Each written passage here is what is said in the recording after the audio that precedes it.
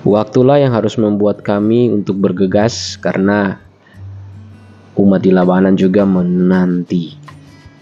Saya harus mengakhiri percakapan dengan Pak Niko walaupun asik, senang, bahagia, penuh tawa, tapi terpaksa harus ya.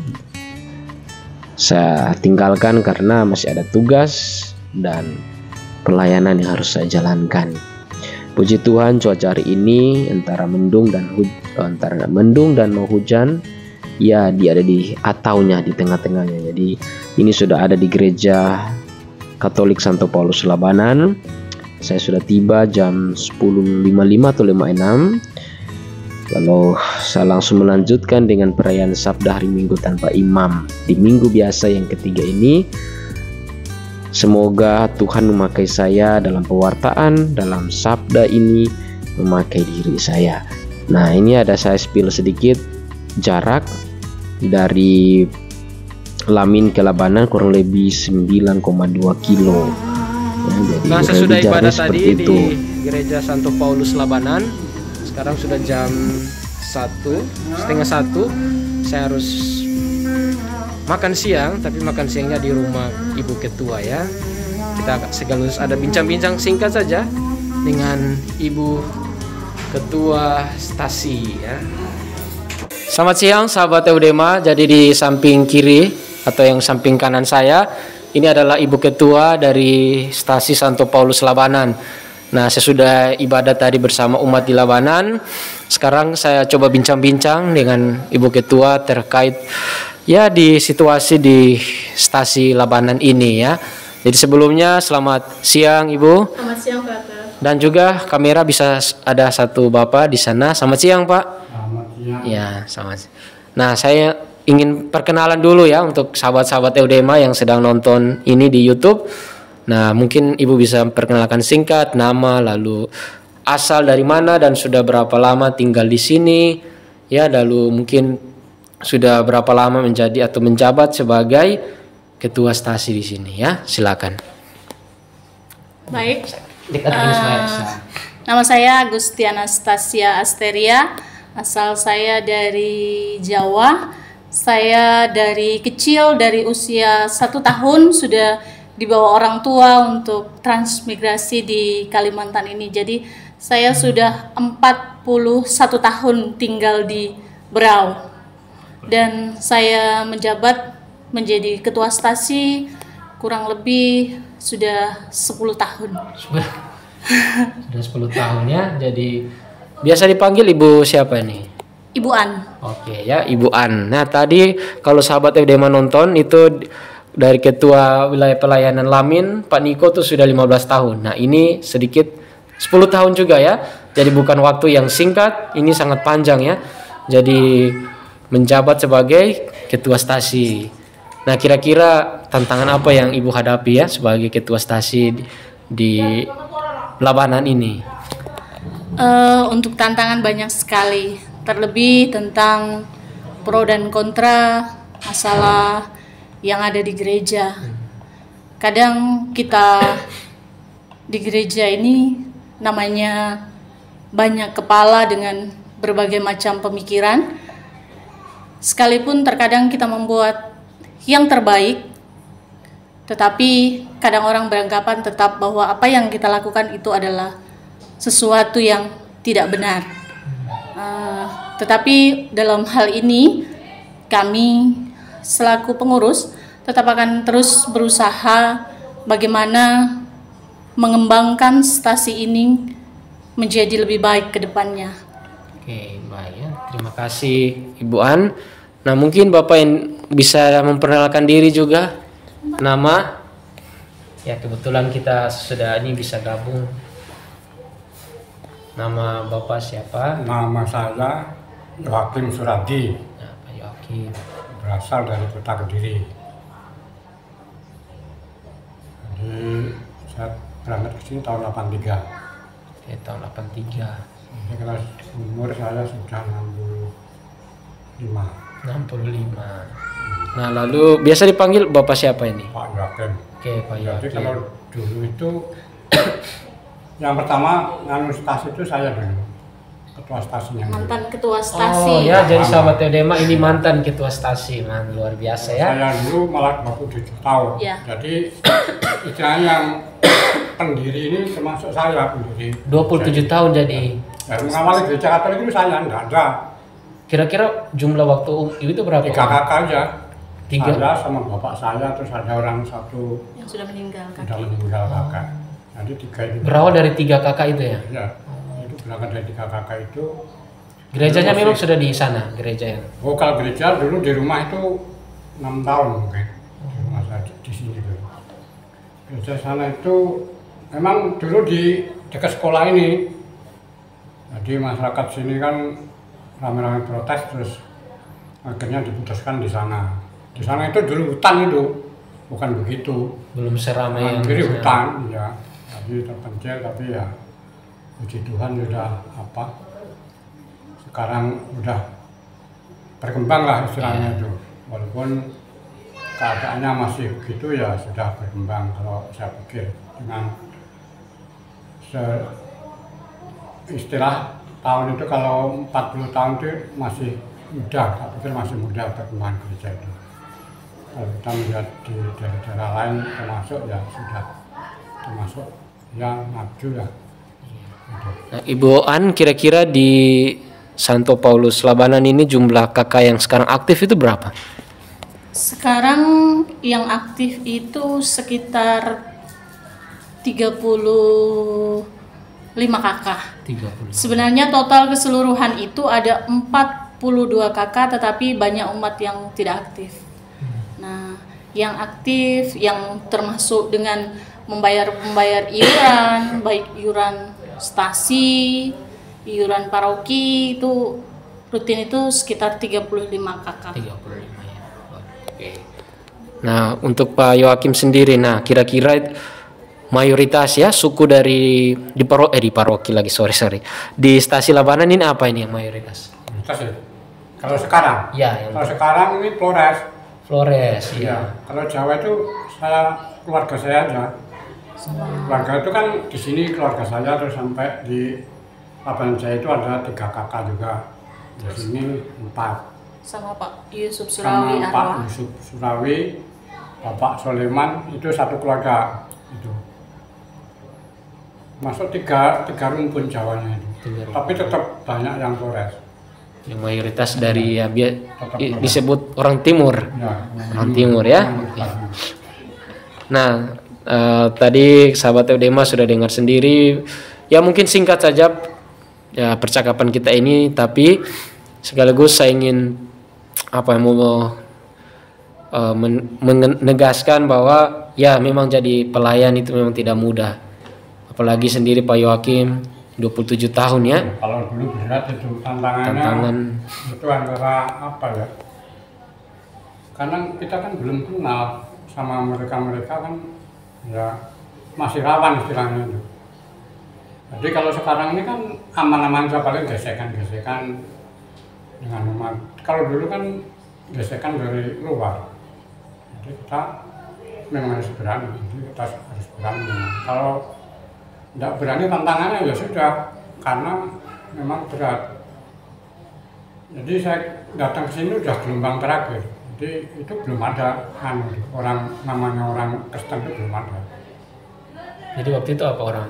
Ya muslim semua, tapi kita bikin mungkin ya ada. Sebenarnya ada. Cuman karena dari daerah asal itu KTP transmigrasi itu dirubah mungkin jadi muslim ya tidak bisa apa-apa. Kalau saya kan tetap harus dari Katolik. Mungkin sudah ada Katolik tapi belum berani ya. Ya tidak berani memang. Karena mayoritasnya ini. Karena di Abenja itu dulu ada yang tumbuh satu tapi sekarang udah keluar lagi ya. Itu asli dari Jawa Tengah itu. Malah tantenya itu kan suster. Sekarang juga keluar udah tidak kembali muslim lagi. Oke. Nah, untuk Ibu An sendiri kira-kira menjabat sebagai ketua stasi ini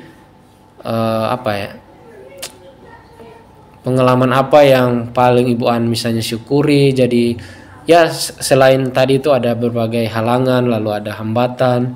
Nah, pengalaman mungkin punya pengalaman tertentu yang akhirnya mensyukuri sebagai seorang ketua stasi. Oh ternyata Tuhan percayakan ini, tentu Tuhan kasih tunjuk yang ini. Nah kira-kira apa itu yang bisa Ibu sharing ke sahabat-sahabat Eudema?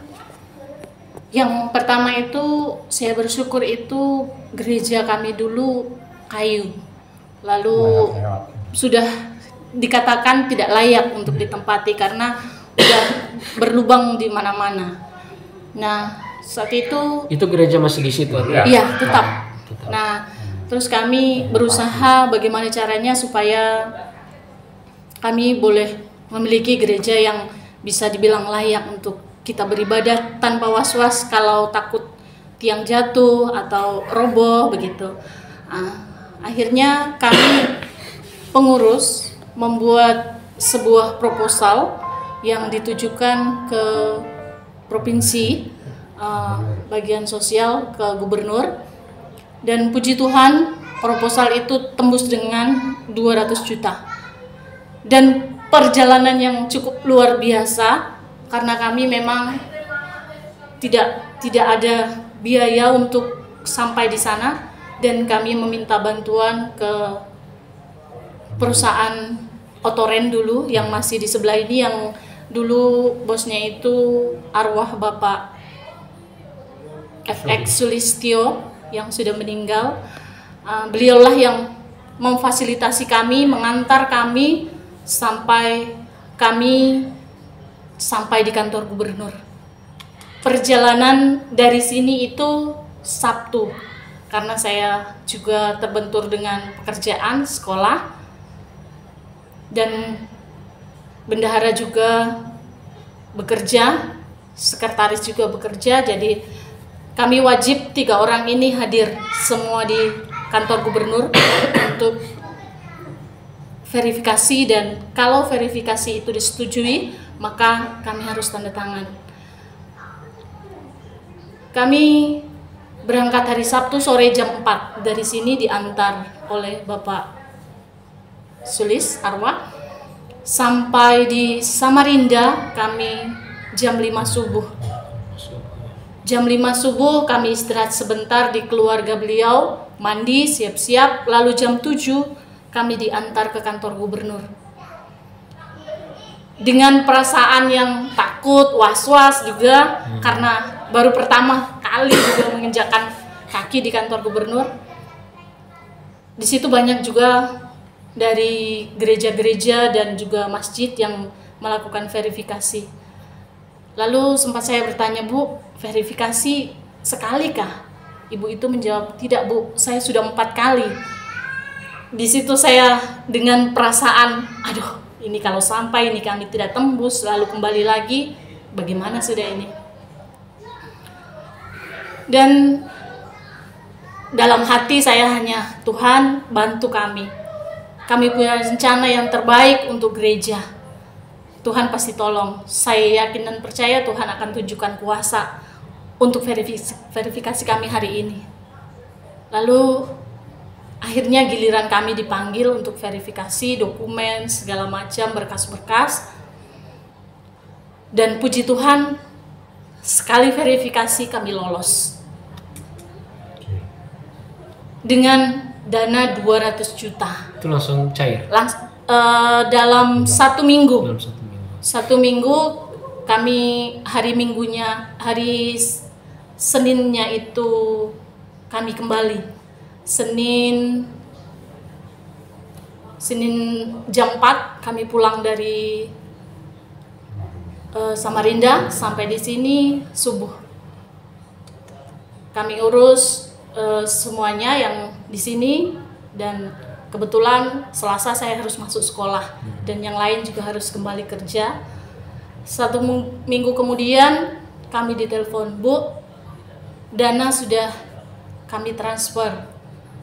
Puji Tuhan, akhirnya keinginan kami untuk memiliki sebuah gereja yang layak, dan boleh kita lihat sekarang gereja kita.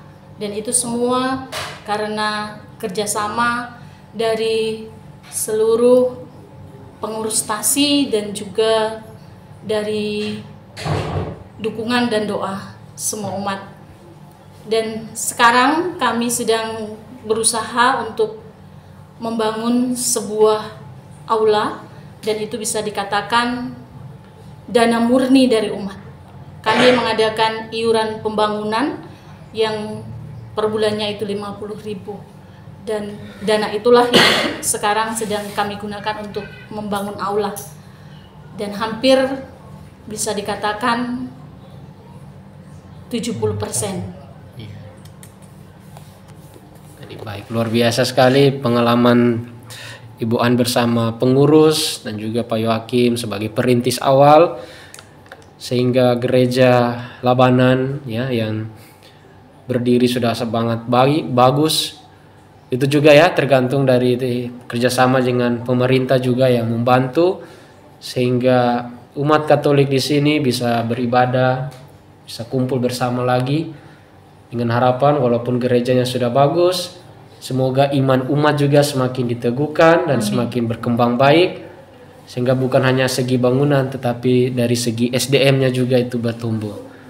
Ya, terima kasih kepada Pak Yohakim, Ibu An yang sudah menyempatkan waktu, walaupun ini sudah lapar, sudah siang, sudah jam 1, tapi masih kita sempat untuk bincang-bincang supaya sahabat-sahabat Eudema juga kenal bahwa ini ya pengurus di Stasi Labanan.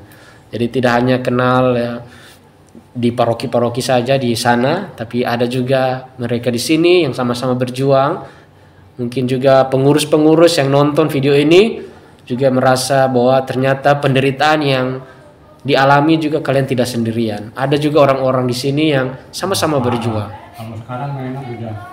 Nah, kata Pak Yohakim sekarang itu sudah enak. Nah, ketimbang dulu ya. Kalau dulu kan masih kecil di Berau itu gereja. Iya. Kalau gereja masih kecil dulu.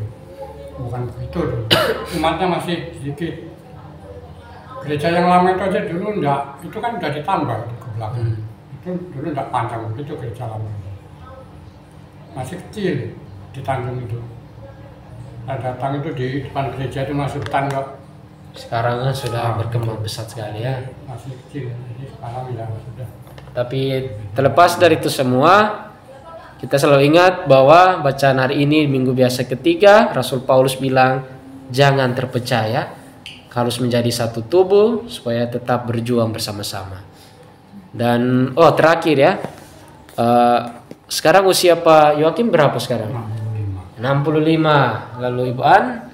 41 ya. Jadi semua ini sudah usia-usia istilahnya ya sudah cukup. Ini anak pertama. Iya. Oh, ini anak pertama. Iya. Tetapi ya kita lihat semangat itu yang masih muda ya, semangat itu yang harus juga saya dan sahabat Eudema warisi. Itu enggak seluas itu brother, tanah itu. Tanah di kecil aja itu. Jadi saya dulu waktu tahun saya kerja di kampung itu akhir tahun 2017 ya, 17-18. Jadi tanah itu saya berusaha itu kalau minta, saya masih bekerja di kampung itu, jadi pendekatan sehingga bisa nambah sampai sekarang 40 kali 60 itu. Kalau dulu hasilnya 20 kali 25, hasilnya yang dikasih awal itu. Yang di sekarang gereja. Iya. Sekarang itu sudah penambahan banyak itu. Sekarang kan 40 kali 60 sekarang luasan tanah itu. Oke. Jadi sudah ya. Dan saya mengingat untuk anak cucu ke depan aja sebenarnya.